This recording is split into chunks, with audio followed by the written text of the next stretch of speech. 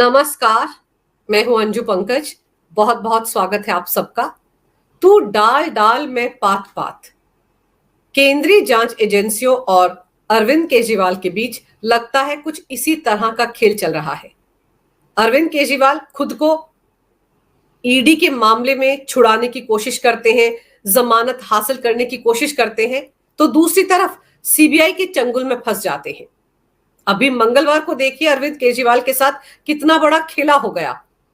कहां तो अरविंद केजरीवाल समेत उनकी पार्टी के सारे कार्यकर्ताओं की नजरें दिल्ली हाई कोर्ट की तरफ लगी हुई थी। उनको लग रहा था कि राउस एवेन्यू कोर्ट ने अरविंद केजरीवाल को जो जमानत दी है उस पर जो दिल्ली हाई कोर्ट ने स्टे लगाया था, उस स्टे को दिल्ली हाई कोर्ट हटा लेगी और अरविंद केजरीवाल को जमानत मिल जाएगी। और अगर ऐसा होता है तो 4 बजे तक अरविंद केजरीवाल तिहाड़ जेल से बाहर आ जाएंगे। तैयारी इस बात की हो रही थी। सबको लग रहा था कि 2:30 बजे अरविंद केजरीवाल के फेवर में बस फैसला आने ही वाला है, क्योंकि राउस एवेन्यू कोर्ट से शराब घोटाले में अरविंद केजरीवाल को जमानत मिल चुकी है। ऐसे में दिल्ली हाई कोर्ट ज्यादा स्टे लगा ही नहीं सकता, यही मानकर चल रहे थे आम आदमी पार्टी के सारे कार्यकर्ता, मंत्री और नेता। लेकिन 2:30 बजे वहां पर खेल पलट गया।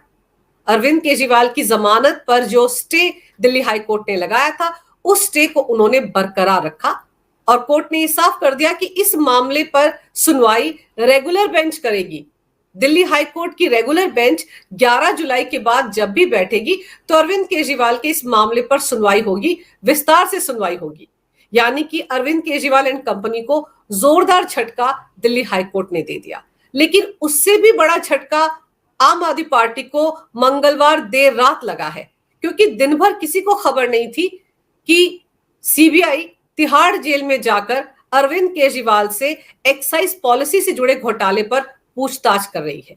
दरअसल सीबीआई की टीम मंगलवार को तिहाड़ जेल गई थी और पूरे दिन अरविंद केजरीवाल से एक्साइज पॉलिसी के घोटाले से जुड़े मामले में पूछताछ की गई, उनके बयान रिकॉर्ड किए गए और देर रात उन्हें गिरफ्तार कर लिया सीबीआई ने। और आज किसी भी वक्त सीबीआई अरविंद केजरीवाल को राउस एवेन्यू कोर्ट में पेश करेगी और वहां से अरविंद केजरीवाल को सीबीआई अपनी कस्टडी में लेने की कोशिश करेगी। देर रात ये खबर सामने आने के बाद आम आदमी पार्टी में हड़कंप मच गया, क्योंकि आम आदमी पार्टी को तो ये लग रहा था कि आज बुधवार को वो सुप्रीम कोर्ट जाएंगे और सुप्रीम कोर्ट ने तो पहले ही कह रखा है कि वो ईडी वाले मामले में सुनवाई करेंगे बुधवार को। और ऐसे में जब स्टे जो है वो बरकरार रखा है दिल्ली हाई कोर्ट ने, तो आम आदमी पार्टी का पक्ष मजबूत हो गया है, अरविंद केजरीवाल का पक्ष मजबूत हो गया है और सुप्रीम कोर्ट से अरविंद केजरीवाल को बस जमानत मिल ही जाएगी, ये मानकर चल रहे थे आम आदमी पार्टी के नेता। लेकिन देर रात उनको जोरदार झटका लग गया जब ये खबर सामने आई कि सीबीआई ने अरविंद केजरीवाल को गिरफ्तार कर लिया है और आज अरविंद केजरीवाल को कोर्ट में पेश किया जाएगा। आधी रात को संजय सिंह ने एक वीडियो अपलोड किया और ये आरोप लगाया कि अरविंद केजरीवाल को तो सुप्रीम कोर्ट से जमानत मिलने वाली थी और ये खबर मोदी सरकार को पता चल गई और इसलिए सीबीआई का इस्तेमाल करते हुए अरविंद केजरीवाल के खिलाफ एक फर्जी केस दायर किया गया और इस तरह से अरविंद केजरीवाल को एक साजिश के तहत सीबीआई ने गिरफ्तार किया है ताकि वो बाहर ना निकल पाए, क्योंकि मोदी सरकार अरविंद केजरीवाल से डरती है। ये सारी बातें संजय सिंह ने अपने वीडियो में कही और साथ ही साथ उन्होंने ये भी कहा कि देश की जनता सब देख रही है। अब समझने वाली बात यह है कि अरविंद केजरीवाल को सीबीआई ने किस मामले में गिरफ्तार किया है। दरअसल शराब घोटाले से जुड़े मामले की पहली एफआईआर सीबीआई ने ही दर्ज की थी 2022 में मई महीने में, जब दिल्ली के चीफ सेक्रेटरी ने एलजी को यह बताया था कि नई एक्साइज पॉलिसी जो आम आदमी पार्टी सरकार ने बनाई है उसमें घोटाला हुआ है। उस मामले की शिकायत जब नरेश कुमार ने, जो चीफ सेक्रेटरी है दिल्ली के, उन्होंने एलजी से की तो एलजी ने सीबीआई जांच की सिफारिश की थी और सीबीआई ने इस मामले में प्रारंभिक जांच करने के बाद एफआईआर दर्ज की थी। और उसके बाद आपको याद होगा बहुत सारे लोगों की गिरफ्तारियां हुई थी अक्टूबर और नवंबर 2022 में, जिसमें विजय नायर जो कि अरविंद केजरीवाल का राइट हैंड था, उसकी गिरफ्तारी भी हुई थी। और उसके बाद दिनेश अरोड़ा समेत दिल्ली के कई शराब कारोबारियों की भी गिरफ्तारी हुई थी और साउथ लॉबी के भी कई शराब कारोबारियों को सीबीआई ने गिरफ्तार किया था। और जब दिनेश अरोड़ा को सीबीआई ने गिरफ्तार किया था तो दिनेश अरोड़ा सीबीआई के लिए सरकारी गवाह बन गया था और दिनेश अरोड़ा की गवाही के बाद ही मनीष सिसोदिया पर सीबीआई का शिकंजा कसा था। आपको याद होगा 2023 के 26 फरवरी को सिसोदिया को सीबीआई ने पूछताछ के लिए बुलाया था। उससे पहले सीबीआई ने सिसोदिया के कई ठिकानों पर छापे भी मारे थे और जब 26 फरवरी को सिसोदिया सीबीआई के सामने पूछताछ के लिए हाजिर हुए थे उसके बाद वो गिरफ्तार कर लिए गए थे। तो शराब घोटाले में सीबीआई ने गिरफ्तार किया था मनीष सिसोदिया को। उसके बाद पिछले साल अप्रैल महीने में अरविंद केजरीवाल को भी सीबीआई ने सम्मन भेजकर पूछताछ के लिए बुलाया था और अरविंद केजरीवाल पूछताछ के लिए गए थे और करीब 9.5 घंटे सीबीआई की टीम ने अरविंद केजरीवाल से पूछताछ की थी। और याद कीजिए उस वक्त को जब अरविंद केजरीवाल से सीबीआई पूछताछ कर रही थी, 9 घंटे से ज्यादा का समय जब हो गया था तो आम आदमी पार्टी में खलबली मच गई थी। हर तरफ ये खबर उड़ गई थी कि अरविंद केजरीवाल को सीबीआई ने गिरफ्तार कर लिया है। हालांकि सीबीआई ने 9.5 घंटे तक अरविंद केजरीवाल को ग्रिल करने के बाद छोड़ दिया था। और फिर आपको यह भी याद होगा कि रिहाई के बाद अरविंद केजरीवाल ने कहा था कि सीबीआई ने बड़े ही सौहार्दपूर्ण वातावरण में उनसे सवाल पूछे, उन्होंने सारे सवालों के जवाब सही तरीके से दे दिए और अगले ही दिन अरविंद केजरीवाल ने दिल्ली विधानसभा का स्पेशल सेशन बुलाया था और वहां पर सदन के अंदर खड़े होकर पीएम मोदी के खिलाफ उन्होंने अनाप शनाप बयानबाजी की थी। चौथी फेल राजा की कहानी अरविंद केजरीवाल ने उसी वक्त सुनाई थी। तो ये जो बातें मैं आपको बता रही हूं ये दर्शाती हैं कि अरविंद केजरीवाल उस वक्त किस कदर बौखला गए थे जब सीबीआई ने 9.5 घंटे तक उनसे पूछताछ की थी। और फिर ये वो वक्त था जब अरविंद केजरीवाल लगातार ये कह रहे थे कि शराब घोटाला तो हुआ ही नहीं है। बिना वजह मनीष सिसोदिया को सीबीआई ने गिरफ्तार किया है क्योंकि मोदी सरकार मनीष सिसोदिया के काम से डर गई है। वो दिल्ली के स्कूलों में बहुत बढ़िया काम करवा रहे हैं। इस तरह की बातें अरविंद केजरीवाल करते थे। उस वक्त भी ये सवाल उठे थे कि अगर शराब घोटाला हुआ ही नहीं है तो सीबीआई ने अरविंद केजरीवाल से कौन से सवाल पूछे 9.5 घंटे तक। ये बातें तो अरविंद केजरीवाल को उस वक्त मीडिया को बतानी चाहिए थी कि जब शराब घोटाला हुआ ही नहीं था तो फिर वो 9.5 घंटे तक सीबीआई के कौन से सवालों के जवाब दे रहे थे।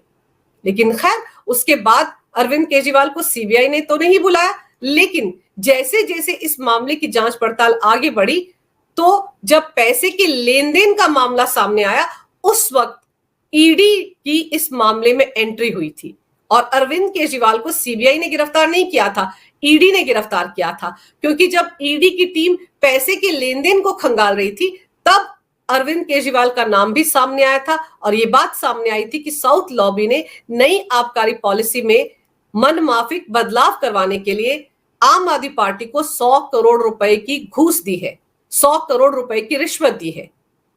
और उसके बाद शिकंजा अरविंद केजरीवाल के इर्द गिर्द कसना शुरू हुआ और तब ईडी ने 30 अक्टूबर को पहला सम्मन अरविंद केजरीवाल को भेजा था और उसके बाद तो 9 सम्मन भेजे गए, अरविंद केजरीवाल हाजिर नहीं हुए और फिर आखिरकार 21 मार्च को ईडी की टीम ने अरविंद केजरीवाल को गिरफ्तार कर लिया था। और फिर अरविंद केजरीवाल को चुनाव प्रचार के लिए अंतरिम जमानत सुप्रीम कोर्ट से मिली, उनको बड़ा स्पेशल ट्रीटमेंट सुप्रीम कोर्ट से मिला।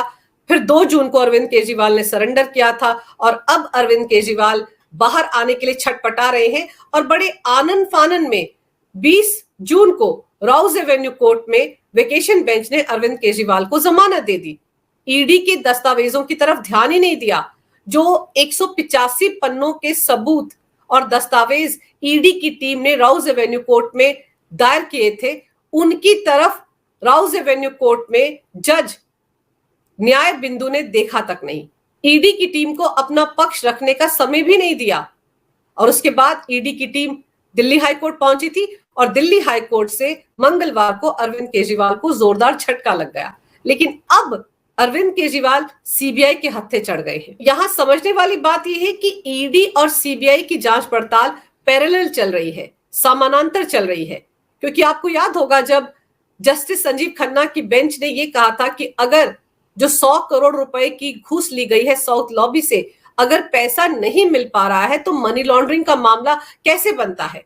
उस वक्त ईडी की टीम ने सुप्रीम कोर्ट में ये कहा था कि पैसा सारा का सारा आम आदमी पार्टी ने गोवा, पंजाब, हिमाचल और गुजरात विधानसभा चुनाव के दौरान खर्च कर दिया है, पैसा कहीं नहीं है।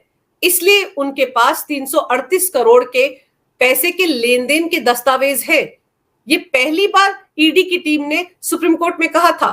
तब जस्टिस संजीव खन्ना ने कहा था कि अगर पैसे का इस्तेमाल आम आदमी पार्टी ने किया है तो आपने और सीबीआई ने अभी तक आम आदमी पार्टी को पार्टी क्यों नहीं बनाया, इस मामले में आरोपी क्यों नहीं बनाया।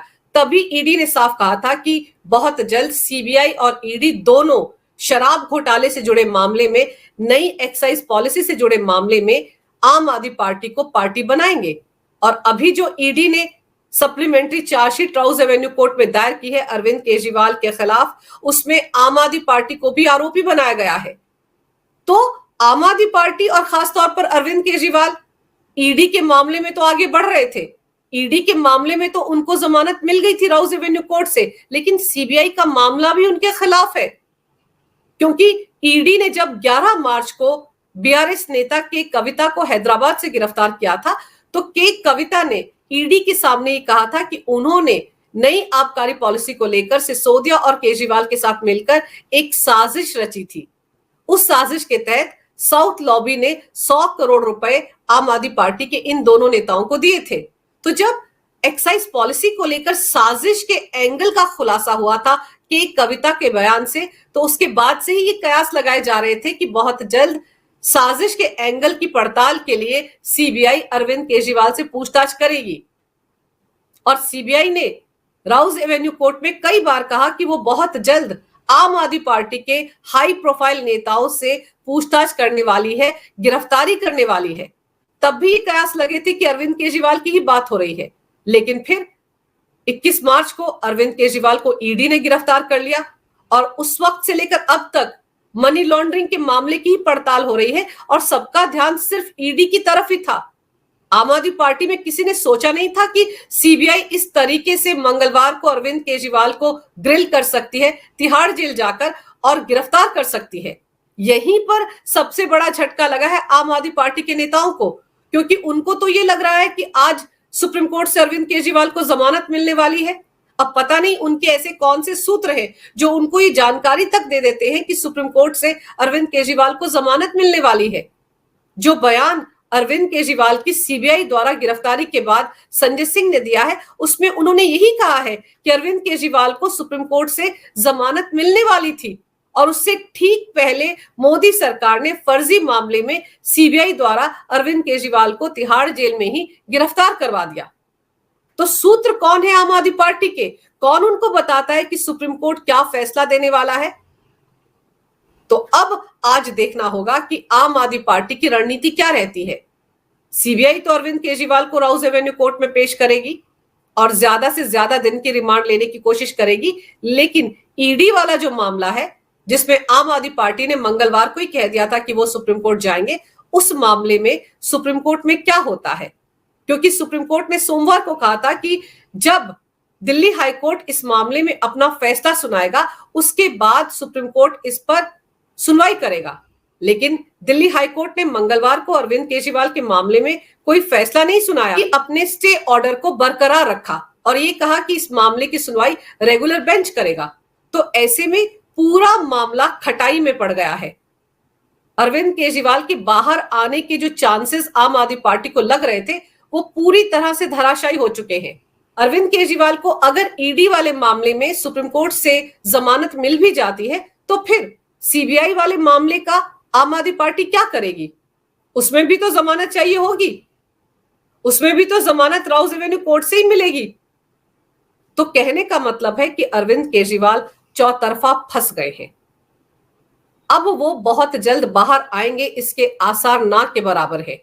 फिलहाल तो सबकी नजरें इस बात पर लगी हुई हैं कि अरविंद केजरीवाल को कितने बजे सीबीआई राउज एवेन्यू कोर्ट में पेश करेगी और कितने दिन का रिमांड सीबीआई को मिलता है। अगर आपको ये वीडियो अच्छा लगे तो कृपया इसे लाइक करें, शेयर करें। अगर आप पहली बार मेरे चैनल पर आए हैं तो कृपया मेरे चैनल को सब्सक्राइब करना ना भूलें। मेरे चैनल को अपना पूरा समर्थन दें। ये वीडियो देखने के लिए बहुत बहुत धन्यवाद। नमस्कार। भारत माता की जय हो। वंदे मातरम और जय श्री राम।